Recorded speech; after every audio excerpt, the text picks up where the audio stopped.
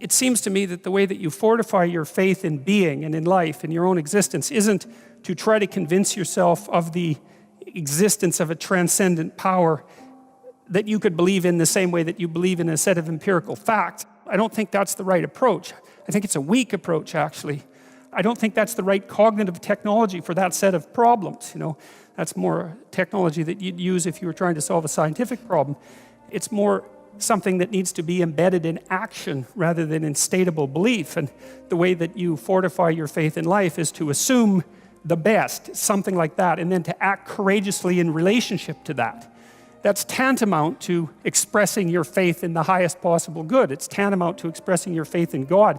And it's not a matter of stating, well, I believe in the existence of a transcendent deity, because in some sense, who cares what you believe? I mean, you might and all that, but that's not the issue. That's not the issue. The issue, it seems to me, is how you act. And I was thinking about this intensely when I was thinking about Nietzsche and Dostoevsky, because of course you know that Nietzsche was the philosopher who announced the death of God, right? And who was a great, great critic of Christianity, a vicious critic of institutional Christianity, in the best sense, And he announced the death of God, and he said that we'd never find enough water to wash away the blood. It wasn't a triumphant proclamation, even though it's often read that way. Nietzsche's conclusion from the death of God, the fact that our ethical systems were going to collapse when the foundation was pulled out from underneath them, he believed that human beings would have to find their own values, to create their own values.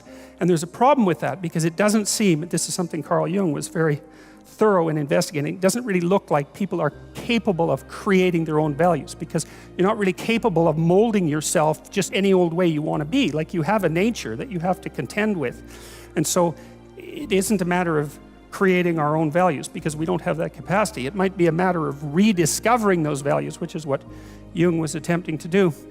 And so I think Nietzsche was actually profoundly wrong in that recommendation. I think he was psychologically wrong. Now, Dostoevsky wrote in many ways in parallel to Nietzsche, and was a great influence on Nietzsche. Their lives parallel each other to a degree that's somewhat miraculous, and in some sense it's quite uncanny.